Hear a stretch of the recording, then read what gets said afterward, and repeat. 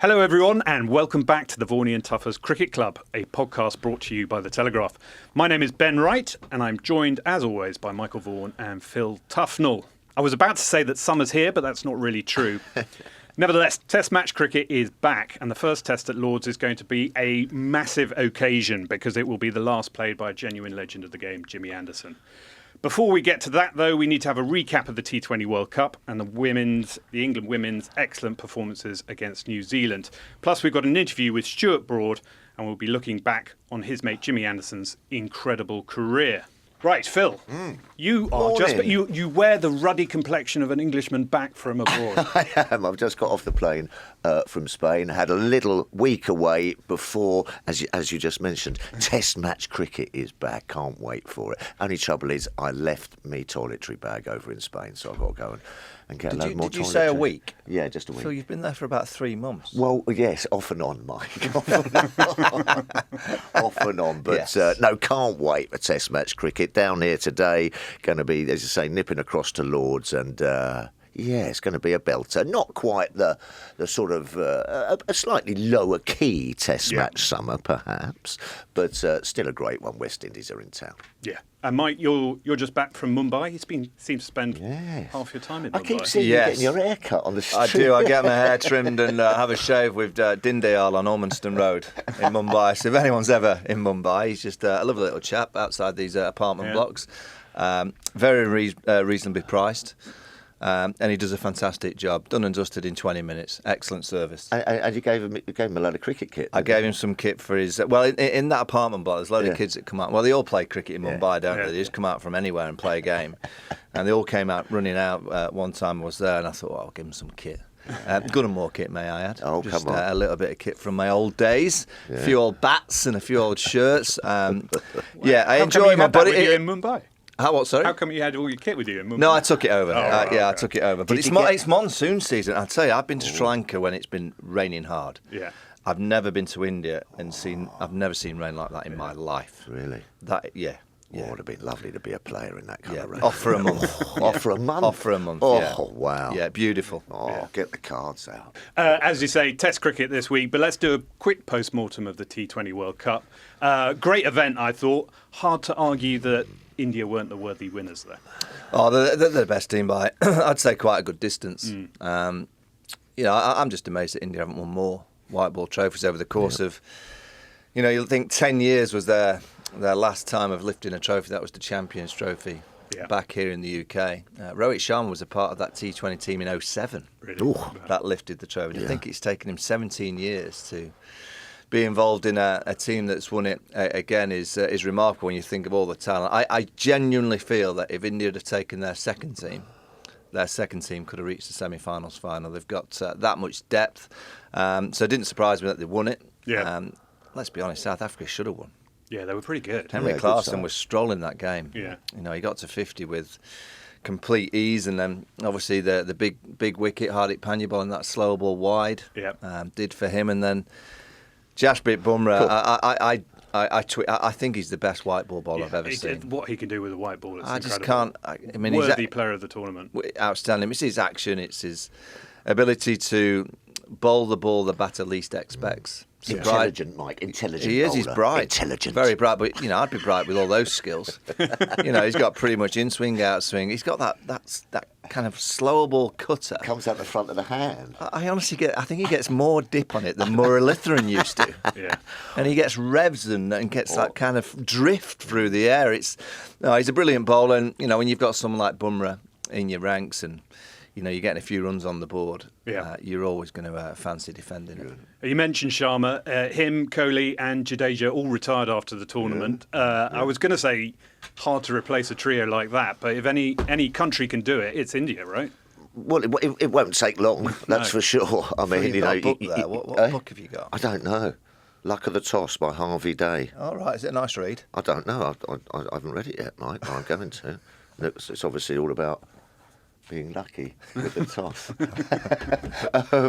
Listen, those three in any other team would be a huge hole in it. But I mean, that Indian team, as Mike was saying, should have won more. And I'm sure people who come along. I mean, Rohit Sharma, one of the best. Virat Kohli, absolute legend. Yeah. And Jadeja, probably one of the best all-rounders, if not the best all-rounder there's sort of been. And actually, in fact, they won the World Cup with Jadeja not having a great time. Yeah. Axar Patel was outstanding. They used him brilliantly with the bat, actually.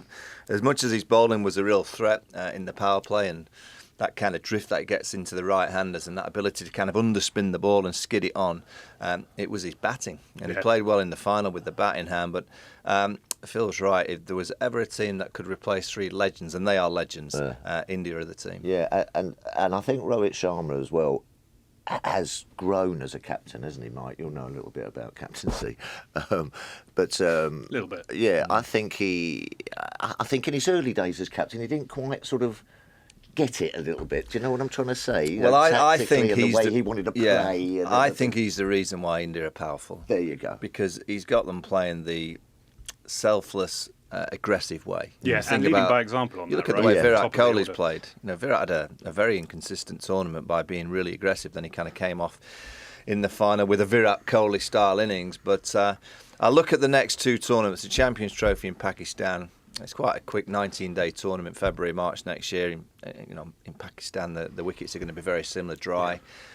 India will take some beating there, and then the next T20 World Cup, Sri Lanka and India. Yeah. Now, India are going to take some beating there as well. So, they should. They've got so much skill and so much depth to that squad, and all the kind of different facets that you require to be an outstanding team. They should be lifting trophies in the next few years, and they'll try and get the World Test Championship. They've been in two which have been played in the UK, lost them both. So to win that trophy, it's a bit like the penalty shootouts. Like England have been involved. Once you get one, you think you're going to get another. And I think in India's case, to win a trophy the first time in 10 years, it might be like the bus. The bus kind of keep coming. They might just get a few buses coming along now. They might win a few trophies. We got stuck on a slow spinning low I thought you were one. going to say you got stuck on a slow bus. I think they're all slow, aren't they? I don't think I've been on a fast bus. No, Barbados. Those buses in Barbados, they are rapid. Yes, they the fastest buses in the world. Yeah. I was disappointed with England's performance. Yeah, it was patchy, wasn't it? I mean, there were a couple of good performances. Played well against the USA. USA were pretty good. Then played well against West Indies in the Super 8. But on the whole, it was a bit lacklustre, wasn't it? It was just a little bit lacklustre. Yeah, I'm not quite sure why, and I can't quite put my finger on it. I mean, that game against India, you could have almost sort of written the script for it, couldn't you?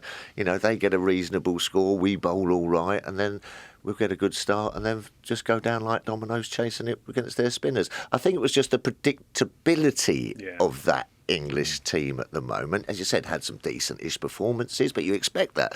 You look at the class of player that's knocking around in that team. Yeah.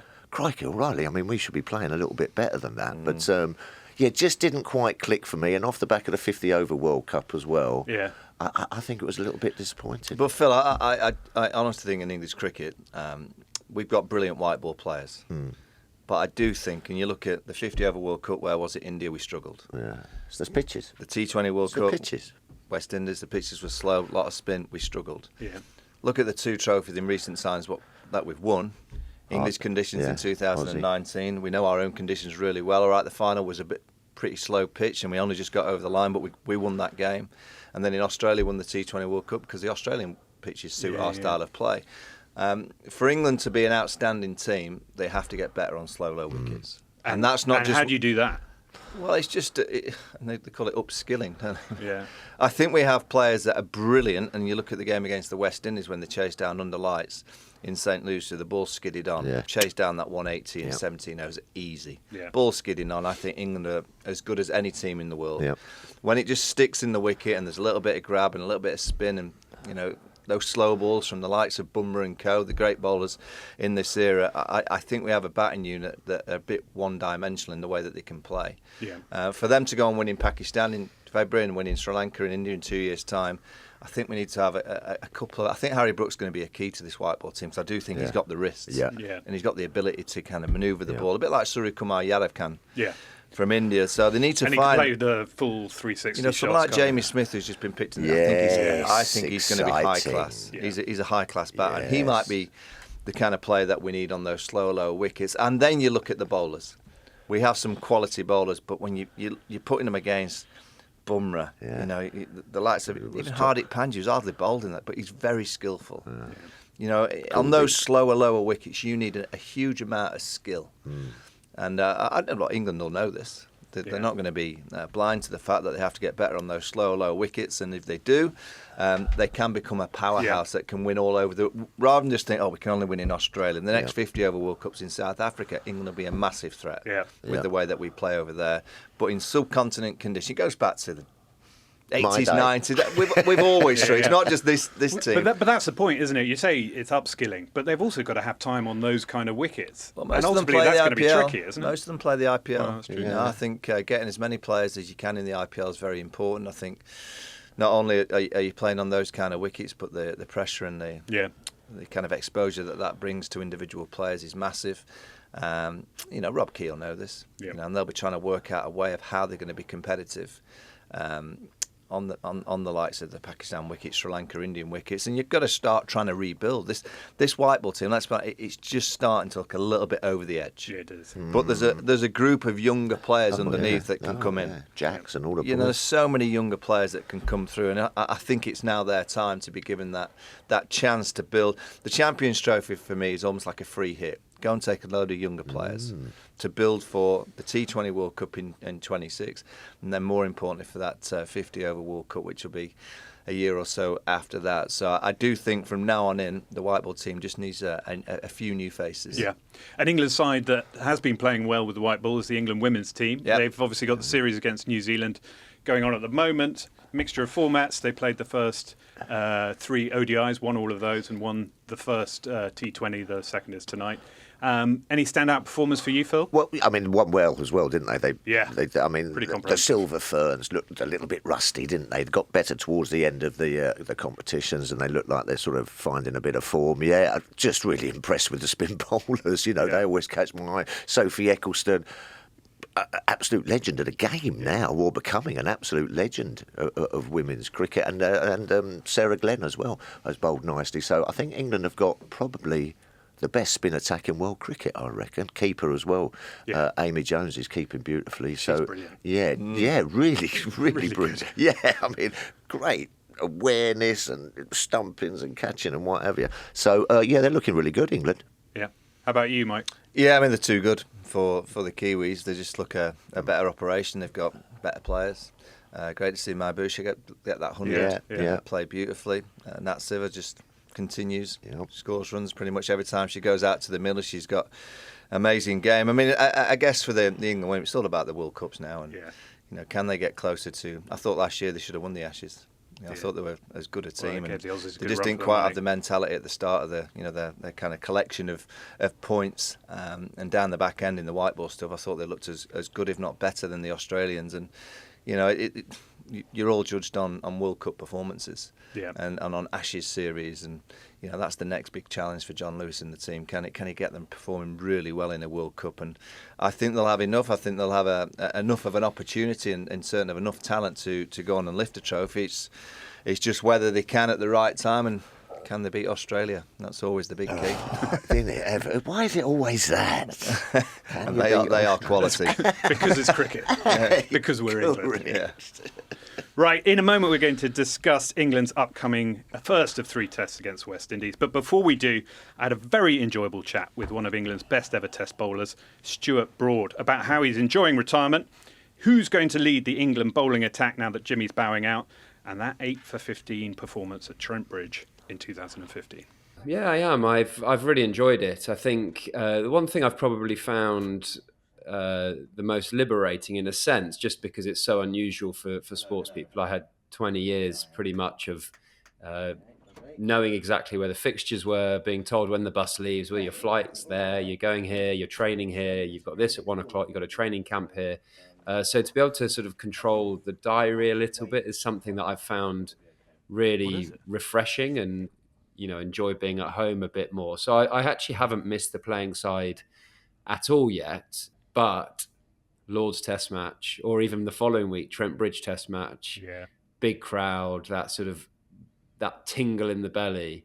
I've got a feeling the next couple of weeks might just be that moment of, I miss doing this. Yeah. And talk us through the decision last summer. Why did you pick then? Because you were obviously still playing very well. I think I've heard you say that you felt you possibly had another couple of years left in you. So why was last summer the moment? Yeah, I mean, I definitely did feel I could have gone for another couple of years. I think ultimately I wanted to control my own decision. I'd had that experience where I missed out in the Caribbean in 2022. I sort of had that feeling of what it would be like for someone else to finish your career, and it wasn't great. I didn't enjoy that at all. I had a couple of weeks of feeling pretty down about myself. So I knew I wanted to control the decision. I think the older you get, that becomes more difficult. I was 37. I didn't want to walk off with a hamstring strain and never step back on the field again. So a bit of that controlling my own destiny and making the decision myself. But ultimately, when I weighed up what my last test match looked like at the Oval, one of my favourite grounds, England versus Australia, my favourite fixture, all my family there, friends there, at home, it all just came together and felt right. The only devastating thing or slight negative is that it was a drawn Ashes series and we didn't lift the urn half an hour after walking off the field, because that would have been the ultimate. But those memories of putting my arm around Moeen Ali, knowing that would be the last time he'd walk off a test match field, are so special. And honestly, I could have played for another 10 years and I wouldn't have been able to have the memories that I got from walking off at the Oval that day. So yeah, I haven't regretted it. Yes, I felt like I could have played on longer, but it was quality over quantity for me at that stage, I think, and I probably regard it. I couldn't have written that script to the way it finished. Yeah. And I think I've heard you say that you allowed yourself time to soak it up as well. Yeah, soak up the atmosphere. I think that only happens when you know the decision that's come your way, because professional sport, it's the worst saying in professional sport is that stick to the process. But it is quite a structured, routine-based business. You're dealing under pressure, you're working under pressure, so you've got little things that work with you to help you deal with that. So I certainly played a lot of my career just very much that sticking to my routine. How do I get myself in this mindset to deliver this skill? But there was an amazing moment on the night 3, I think it was, or night 4. Night 3, where Jimmy had walked out to bat, and it was at the Oval. The sun was setting. No one in the ground knew that I was stopping, apart from myself, family, Rob Key, Neil Fairbrother, and the team, basically. So there's a handful of people. So I remember Woody I walked out to bat, like tapped Woody on the hand, and he was like, "This is the greatest honour. You batting with you for the last ever time. I love it." Then Woody and I had a bit of fun. Woody got out. Jimmy walked out to bat. And I just stood at the non-strikers end with Jimmy facing Todd Murphy. And I was just looking around the atmosphere, because normally you're thinking, right, 5 more runs, Jim, or see it out, another 20 minutes. Let's grind it out. Let's make sure they're bowling again tomorrow. But I just was like floating. It was great. I was looking around and all the fans were cheering and the sun was going down. And there's that great balcony at the Oval out the stadium where everyone's having a few drinks. And Jimmy played like the most outrageous slog sweep for a 1 bounce 4. And everyone went berserk. And I just stood at the non-strikers end, like almost like leaning on my bat, looking around at all these and how much it meant to people in that ground, how much fun they were having.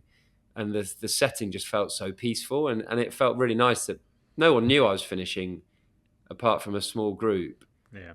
But I could soak it in going, this is the last time I'm going to be out here. This is so cool. And that was the moment I sort of 100% knew I'd made the right decision, because I could enjoy and feel what those atmospheres are like, instead of just trying to get the crowd going to then deliver skill.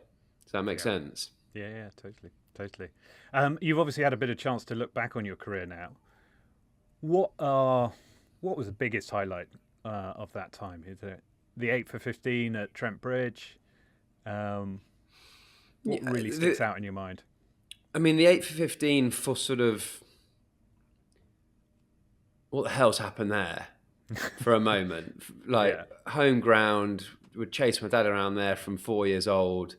Anytime there was a lunch or tea break for Nottinghamshire, I'd be out there with a bat and ball, playing under the old scoreboard with a dustbin as stumps. You know, it was my back garden in a sense, in the fact that my dad played for Nottinghamshire and the stewards just wouldn't let me out. You know, mum could just chill out and I'd be just charging around the cricket ground. So then to go there morning one of an Ashes test where the Ashes is on the line, win the toss and bowl and have a cup of tea in your hand before lunch, having got 8 for, was just, it didn't feel real at all. You know, it's and won an Ashes series as well. And you know, we regained the Ashes at Trent Bridge, I think for the first time at Trent Bridge. You know, I'll never forget turning up actually on day 3. There was we needed 3 wickets, 2 wickets, something like that. And so it was 45 minutes play. And we're on the team bus in the morning. I remember Woody saying, "Do you think anyone will come today? Do you think anyone will turn up?"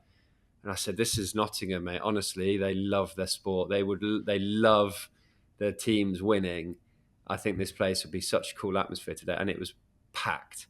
And we went on the outfield after, and we stayed there for hours. And you know, then the pubs did great trade. And you know, that was probably the most special moment of the 8 for, if that makes sense. Not actually the ball seaming around, but I think to be out there contributing to England in the most unique way. Stokesy taking the best catch I ever saw live when I was 15 yards from it. Just felt like, you know, I'm not a religious person, but felt like something else was looking after me that day. You know, it was just, it seemed the perfect amount. We took brilliant catches. I bowled one spell straight through. I had 5 for in the blink of an eye at the start of the day, test match, day 1 at my home ground where I'd grown up. Outrageous. And still now, probably up until when I finish, people come up to me now going, "Oh, your last wicket, I was doing this." But probably throughout my career, people go, "Oh, you know, I was on the Eurostar and everyone was watching on the carriage." You know, people tell me their stories of where they were for the 8 for 15. And I tell you, I was on a beach in Cyprus listening to TMS. Yeah, and that's the thing. That's the great thing about cricket, isn't it? That you can just have an earphone in, listening to the radio, or you keep it on the telly and you're watching, and then suddenly you think you're watching for 5 minutes and you're there for an hour. And you know that's probably. I mean, there's no doubt the amount of people I've seen. Trent Bridge held 50,000 people that day. You know, I was there at Trent Bridge. I was like, "Oh yeah, But that was probably the moment where people have sort of remember where they were for that, because it was so unique, so unusual, and so special. Yeah. And now, of course, your great mate Jimmy is bowing out his last test at Lord's this week. That must be quite emotional for you as well. Do you think now is the right time for him to be bowing out? He's obviously still playing fantastically well, ripping up trees for Lancashire just last week against your old crowd, Notts. Yeah, I did text him actually. I said, "Look, you know, I'm a Nottingham. You know, I love Notts, but well bowled." You know, I would have preferred you to do it against anyone but Notts, but well bowled. And then I watched all that spell. It was just on a string, wasn't it, for him? Yeah, just incredible spell, bounce, seam, movement, wickets. I saw him the next day actually at Owen Morgan's golf day, and he just said like perfect conditions for him, and he didn't get a wicket for 4 overs, I think. And then just went wicket. Because typically I went, "Jim, you're nearly 42. You got a test match, your last ever test match next week. Why are you bowling 10 overs in a spell? What are you doing? Bowl 6 and come back for another 6. He's like, "Well, I got a wicket my 4th, and then I just got a wicket every over, so I had to keep going." But I think he's got more in the tank. He's fit. Yeah. He's bowling really well. He's hungry. He's motivated, as he always is. He's an addict for the art of bowling. I do understand the decision from whoever made it. the hierarchy, I suppose, that you need to get some games moving for other bowlers with some challenges ahead, because although the West Indies and Sri Lanka are good teams, the bowlers need some overs before they go have India at home or they go to Australia. I do get that, but I suppose the ultimate question is Jimmy in your best bowling attack for the whole summer? I think ultimately yes. He's your best bowler. But I do get the decision of getting overs and getting pressure and getting exposure to the next crop, and I think that's really important. I think I'd have been half tempted to do it a bit more with Jimmy on the field, so they're getting whether he stays as a mentor in the changing room or whatever. I know that's been offered, but you learn the most from someone who you're bowling with. So whether I'd have been half tempted, not play all the 6 test matches, but to play 3 or 4, I'd have been half tempted with that. But decision's been made. I think. And do you think because you know his mentality better than anyone, do you think he was always going to keep on going until he got that tap on the shoulder? It wasn't like you where he was desperate to pick his own moment. Good question. I've never really sort of talked to him about that. I think he would keep bowling until he felt like he couldn't do the job for the team. Yeah. And I don't think there's many people out there that would tell you that he couldn't do the job for the team. No. I suppose the bigger question is, can he do the job for the team in Australia in 18, 19 months? And that's the question I would imagine Stokesy, Baz, Rob Key, Luke Wright had circled in the middle of their page. The thing about Jimmy, you don't know, do you? Like, he's just one of the, what would you have said 6 years ago? He'd be taking the new ball in 2024. You'd be like, nah, what would he need? 42, no chance. So I don't think anyone would be brave enough to say that he couldn't do a great job in Australia when he was 43. But I do really understand the decision. I get the decision. And, look, ultimately, Jimmy played an amazing part in Australia in 10-11 to win the last Ashes that England won over there. It's been too long since we've won in Australia. So why not do things a little bit differently? Why not take a younger, fresher, taller, quicker, whatever we're hoping to do, bowling attack to Australia? And to do that, to have success, you probably need some exposure this summer. Can you talk to us about your partnership? Because you often felt like the two of you were working in tandem and you were obviously giving each other advice. How did that work? Yeah, I mean, it grew certainly the last 12 years, I think, of our career. Communication's everything. Sharing as much detail and being vulnerable as you can. If your run-up feels off, if you're lacking rhythm, if the wind's knocking you around, if you're suddenly feeling a bit nervous and the ball's not coming out properly, share it, because then a little bit of information from each other can guide you through. So, first morning of a test match, I'd always be the last person to sort of tap him, give him a little low 5 and say good luck. I'd always let him bowl 4 balls until I went over to him, just so he'd feel comfortable. He'd get a sort of a rhythm as to what the pitch is doing. Is it swinging? Is it seaming? Does it feel quick? Do we need that many slips? Actually, then I'd go up and say, "What are you thinking, mate?"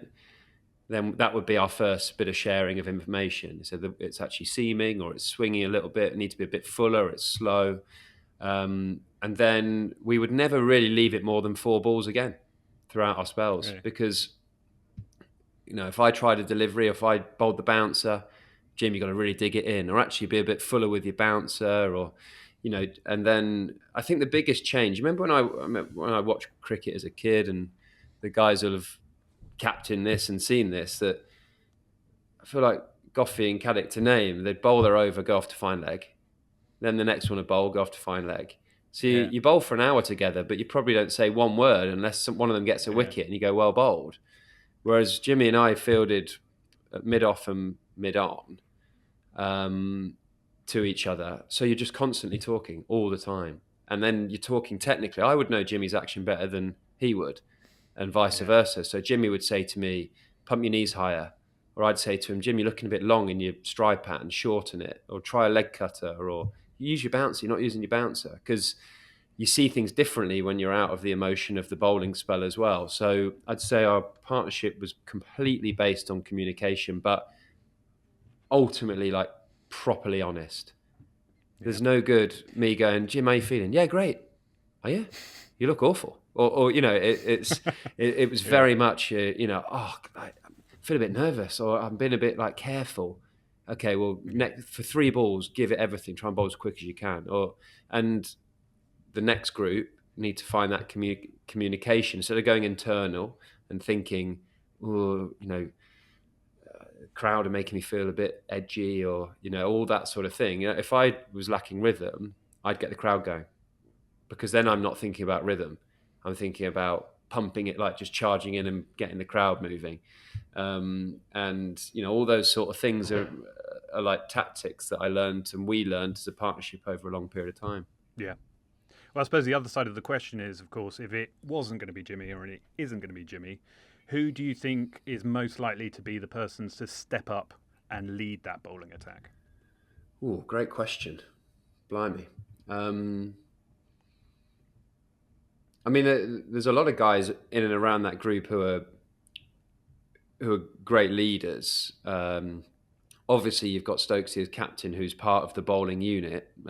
His knee looks like it's much better. He's been bowling well for Durham. He plays a crucial role tactically. Mark Wood's very experienced now. You wouldn't sort of guarantee him to play 5 tests or 6 tests in a summer, 5 tests in a away tour. But ultimately, you don't necessarily have to be on the pitch to be leading that group. You can be in and around it. And if you go in, you know, there might be a test match this summer.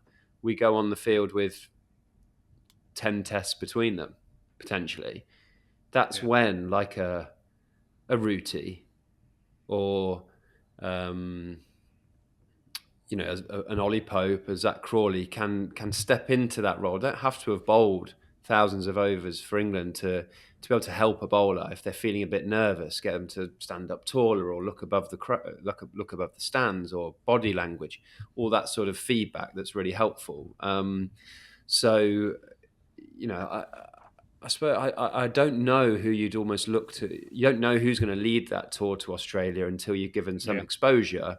I look at bowlers who I think have got a good chance at it. Gus Atkinson, I think, has got brilliant attributes. I arguably feel like he might get more exposure for England this summer than he has for Surrey. Weirdly, you know, he doesn't take the new ball for Surrey. I think we're going to have to see him take the new ball for England at some stage.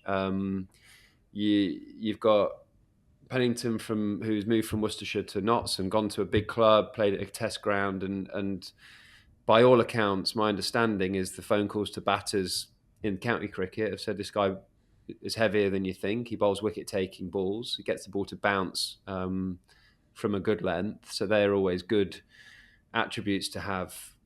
You know, Potts has taken big wickets in Test match cricket. Sort of had the wool over Kane Williamson, which is always a good tick in the box. So, you know, there's bowlers around. It's just keeping young bowlers fit and ready to go and fresh to be able to win your games of cricket. And ultimately, until you get that exposure of the higher intensity, what it takes to play Test match cricket and play back-to-back Test matches, and maybe even 3 in a row some stages if that's what the schedule looks like, until you've done it, you don't know how to recover from it and to be able to step up and do it again. So they do need the exposure now, and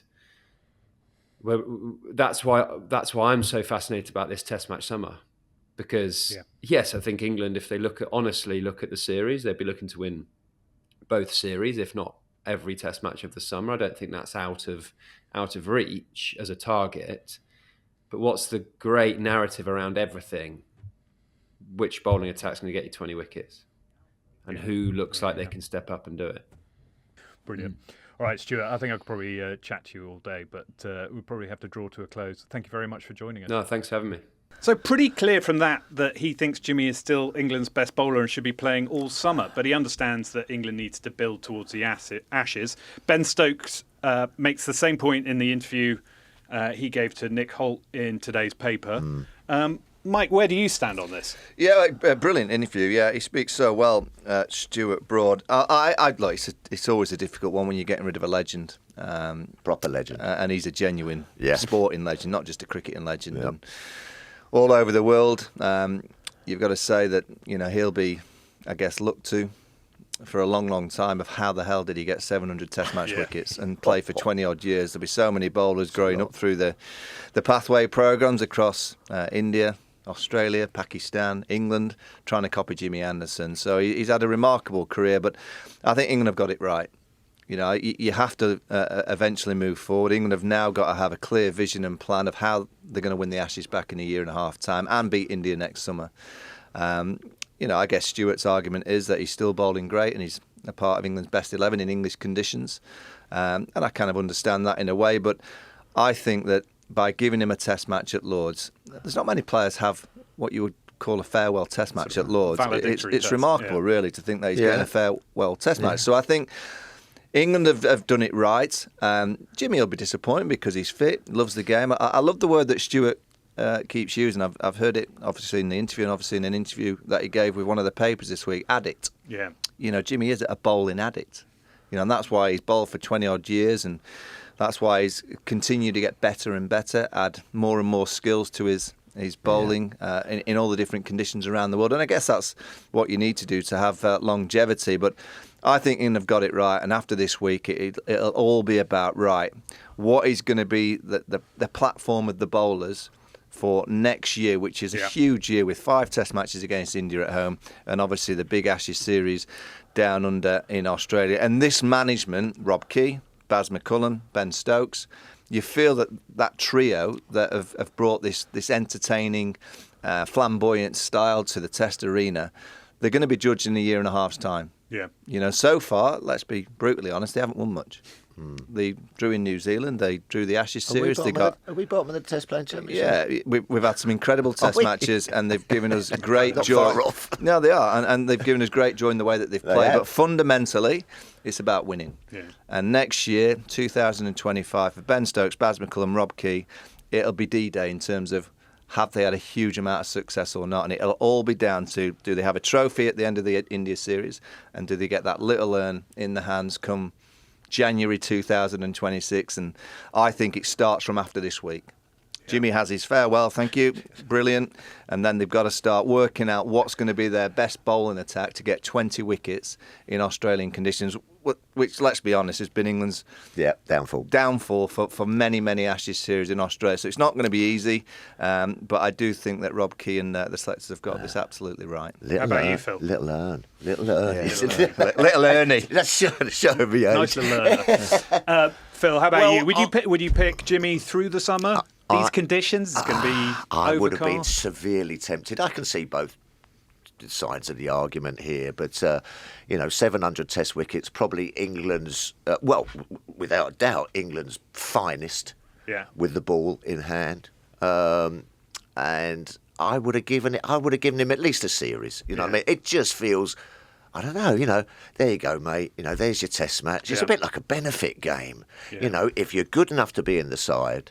But England have to start the. Yeah, they do, but they could have done it it after the West Indies. But don't you think this is you're playing the West Indies for 3? And I'm not disrespecting those two teams, but I am. Yeah. England should win all 6 Test matches this summer. Yeah, they should. And I think they should win them with the youngest generation of bowlers, whether it's a Pennington, whether it's a Potts, obviously Wokes will be the senior core. Ben Stokes back as a bowler, I think he gives England a 20% better chance of winning any game. So with why him being is he the playing all-rounder. the first one then, just to wave It's goodbye? a farewell, yeah. And I think that's why I said there's not many. It's a nice halfway house, I guess. You tell me. Yeah, it just feels a little bit like, stick or twist. Yeah. We're not quite sure. So Well, I think they've got it and right I think by he doing deserves it. perhaps a little bit more than that. Yeah. Perhaps that's what than I'm a trying Test to say. match at Lords? Well, at least What's better than a Test series. match at Lords? What, then to sort of wander out and just sort of go, oh, thanks very much. I bye. think if you look know at what I mean? the history. You look at the history of sport. How many sports people get that moment? Well, no, I totally agree. We've been very lucky in recent times. Alistair Cook went out with that 100 at the Oval. Can't remember what year. Incredible. Yeah. Stuart Broad last year getting the last wicket in an Ashes series to win the game, draw the Ashes series. And now Jimmy Anderson, just a few months later, is getting a Test match to say goodbye. Well, yes. To the England fans at the home of cricket, where it started for him.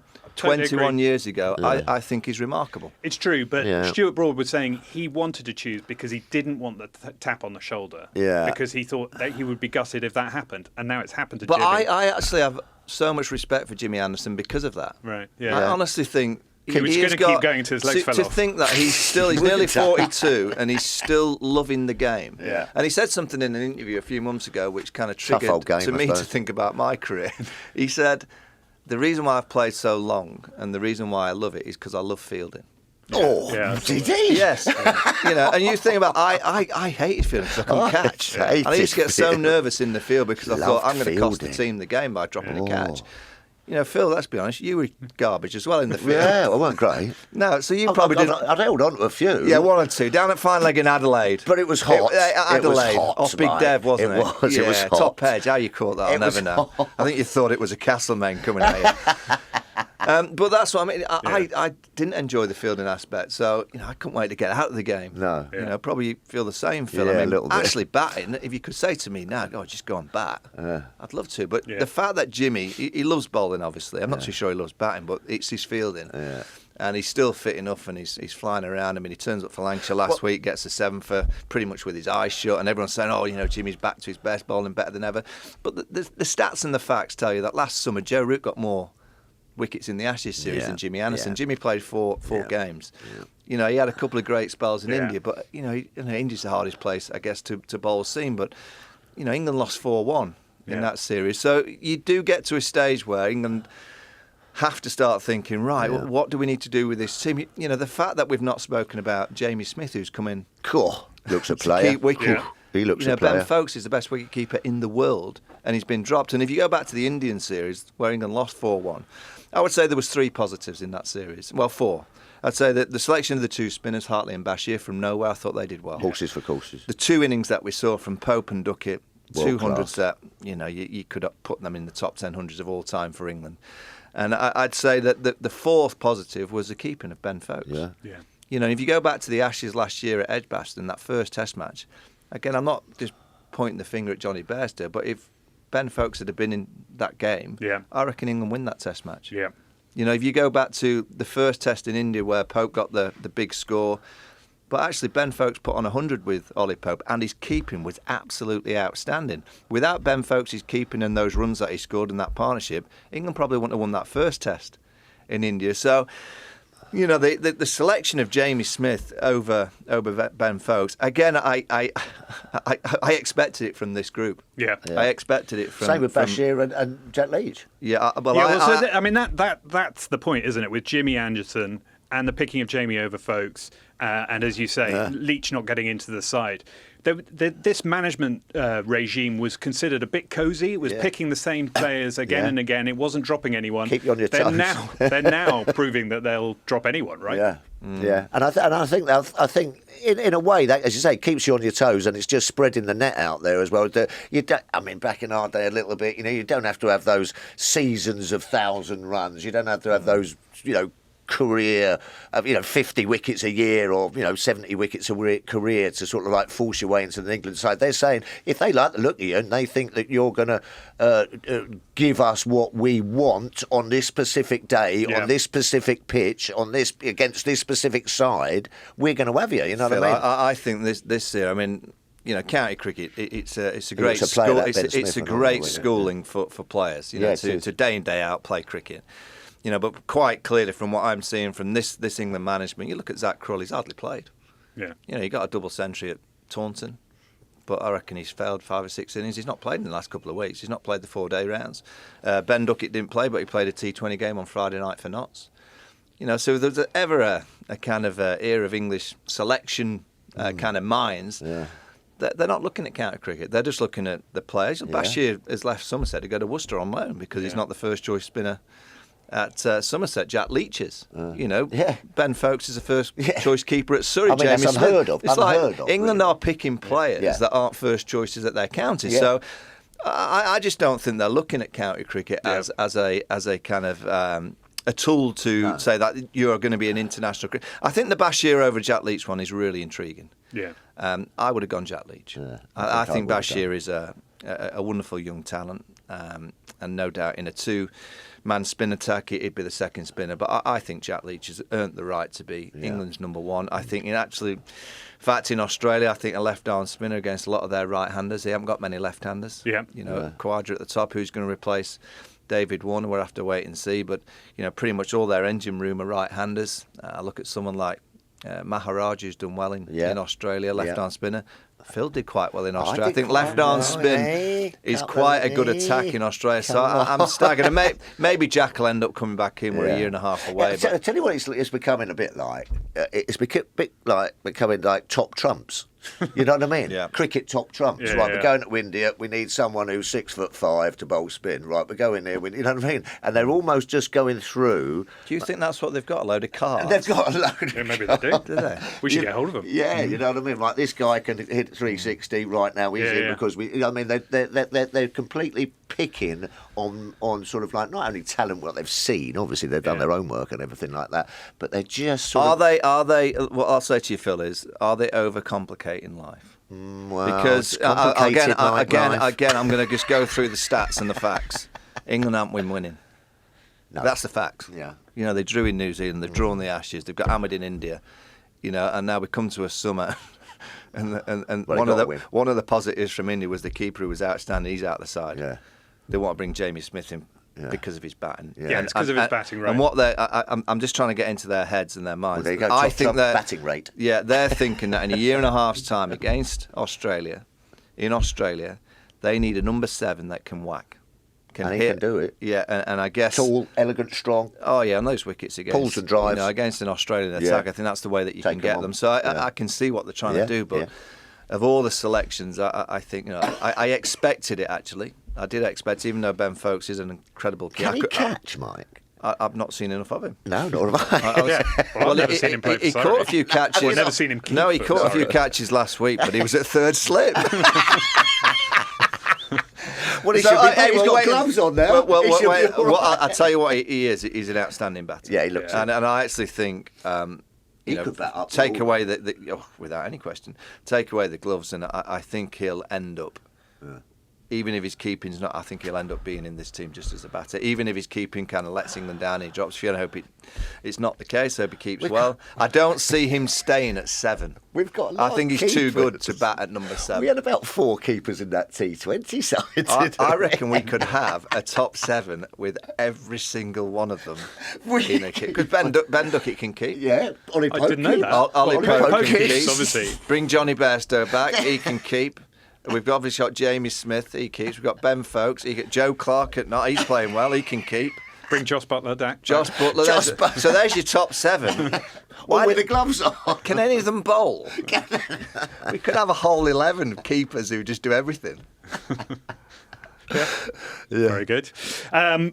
Before we move on from the interview, he was talking. Brody was talking about his 8 for 15. Wow. And I was mentioning that I was listening to it on a beach, TMS. Lovely. And it was you, Phil. It was indeed. Your dulcet tones. It You were was. in the commentary box I with was. blowers. Yes. It must have been mind-blowing. It was watching that. absolute. I mean, I think we got to about 4 or 5 down, Blowers and I, and he needed to lie down. Blowers, he did afterwards, because you do like 20 minutes and a little 30-minute stints together. But his leg was going, it was going, his arms were going like Really? that. It was something special, and I'd say that was probably one of the best mornings I've seen actually in the commentary box. You know, and to be in there with the boys and the girls and whatever, and the excitement of it, and they're like, oh my life, you know what I mean? What? He's got What is another going on? He's got another one. And then the catch from Stokes when he Yeah, sort of of caught course. it with that finger of his as it had gone Like, past him, yeah. gone right past him.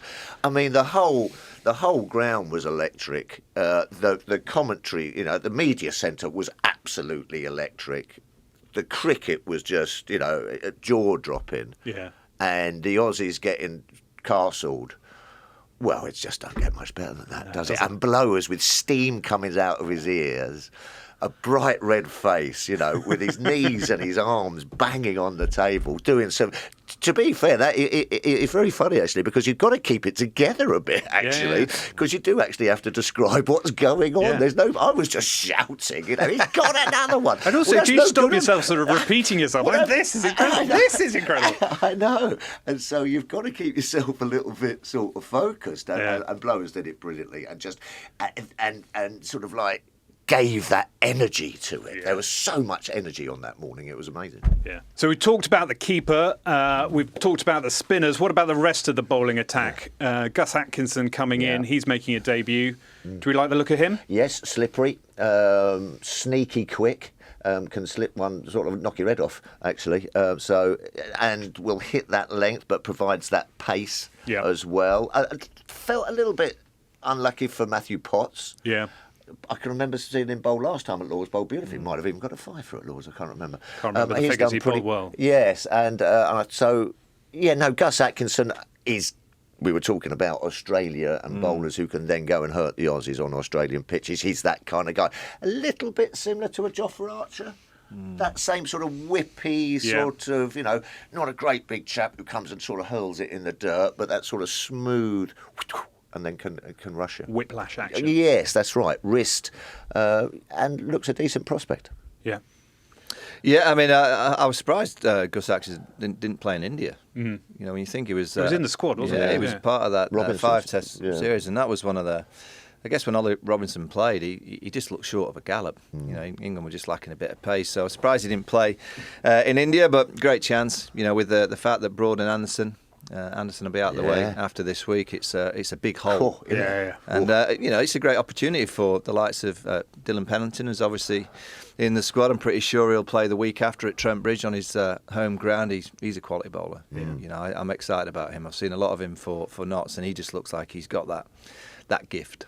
That gift of just making bowling look relatively straightforward with a bit of pace. When you think about this group with Potts not playing this week, and Chris Wokes will take over the senior mantle after Jimmy goes, and then you've got hopefully obviously Wood and Archer to come into this set. Whether Wood will be safe for the end part of the summer, we'll have to wait and see. But Jofra's going to come back, we hope, in 2025, and I still look at this England attack, and it needs an Archer.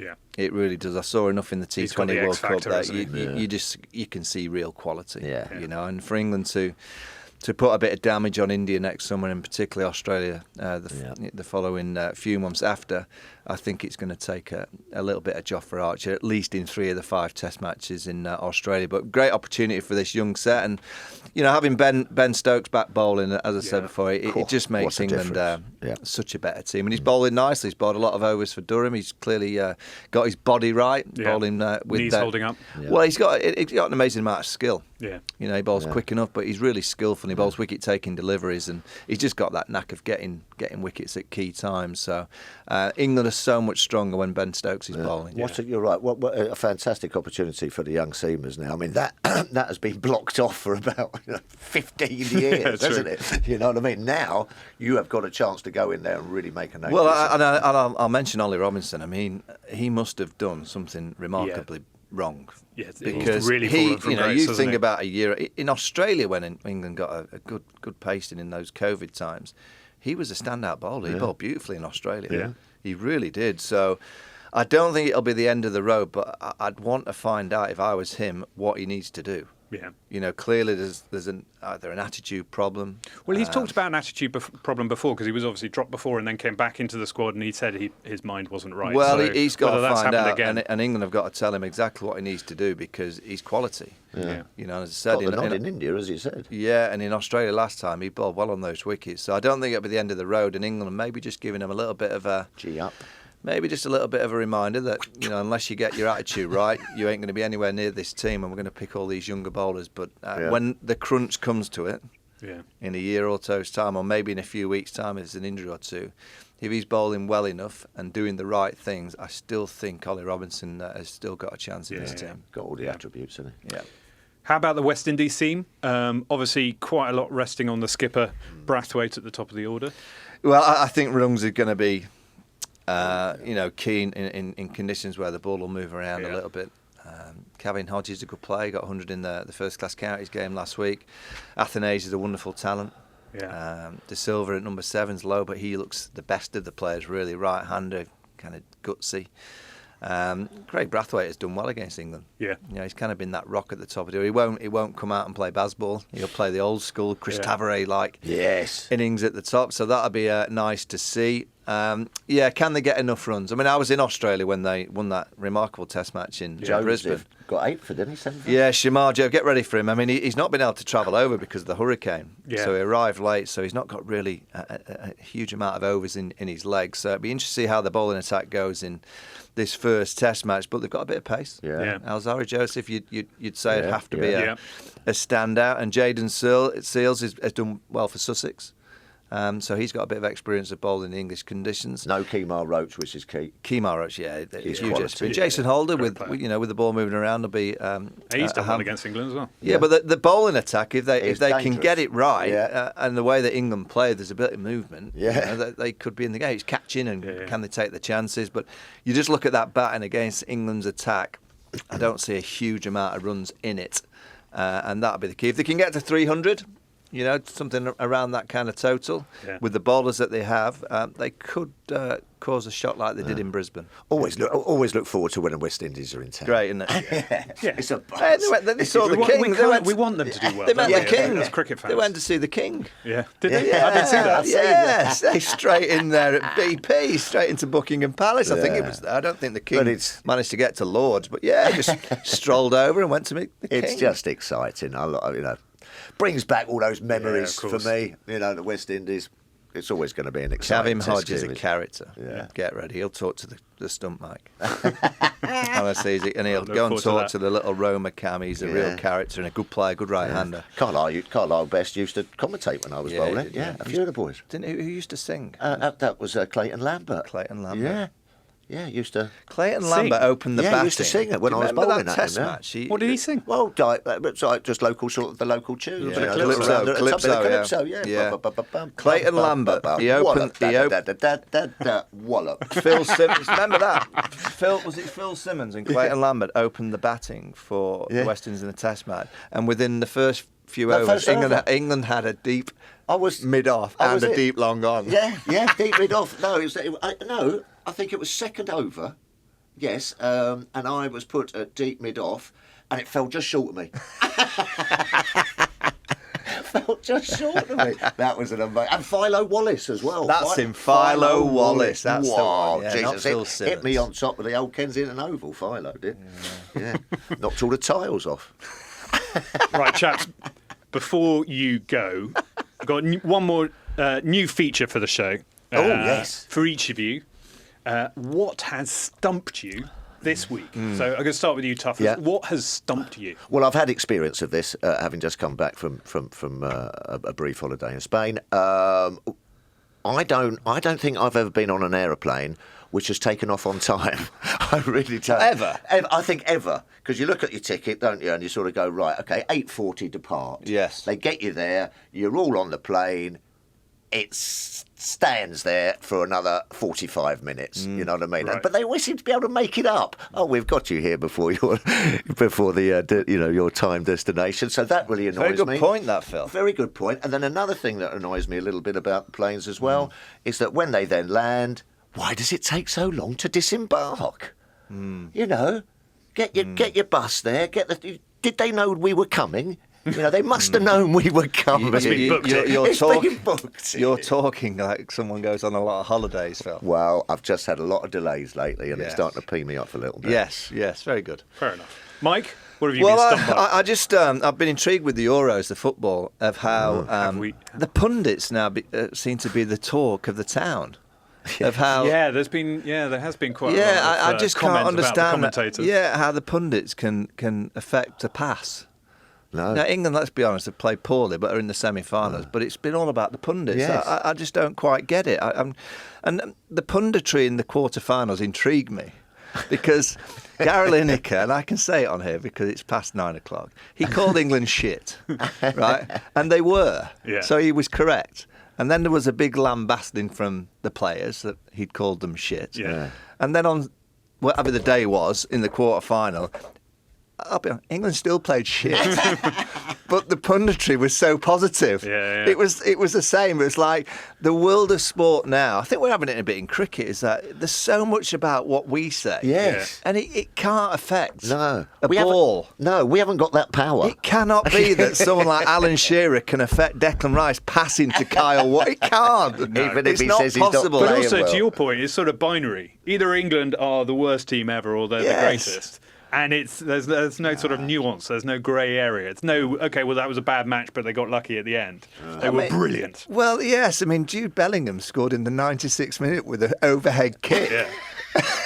It went from Gareth Southgate, he's going to be he's sacked, he's gone, to what a brilliant job, Southgate.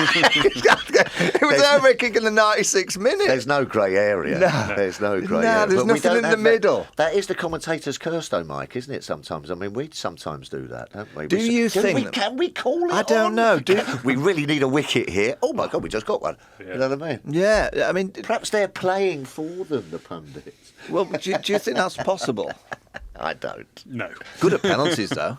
So Yeah. clearly the Well, the pundits penalties are amazing. have Technically, affected the penalties. That's absolutely technical. If they're affecting them negatively, surely they're affecting them positively as well. Especially the no-look penalty. That was good, Ivan Toney. By the way, have you seen that video? Did you It's- see it, Phil? have you seen yesterday? it? No, So no. the They've done a England kind of digital department have done all these clips with Ivan Toney. Yeah. So he's playing So it's Connect play- 4. Yeah. He doesn't even And look. then he's And playing darts. darts. Playing isn't he? darts like Don't even this. look at the. Don't even look at the offie. That takes some gumption. I Not mean- even to look at the ball. I tried that. that. If you'd have missed it or kicked your foot I know, exactly. Break your ankle kicking the turf. That's what I would have and done. it just trickles to the goalkeeper. Oh, brave. Very but brave. worked. You couldn't do that method in the old days on the old pitches. No, because you'd have missed Yeah, it. they're on pure A blankets, mole, aren't they, these a days? mole might have popped up Well, and something nodded would have it been in. there, yeah. There you A go. little tough. Chaps, brilliant. Thank you very much. Pleasure. Let's Lovely get to be back. Let's get to Lords. Isn't it good? Yeah. See you at Lord's.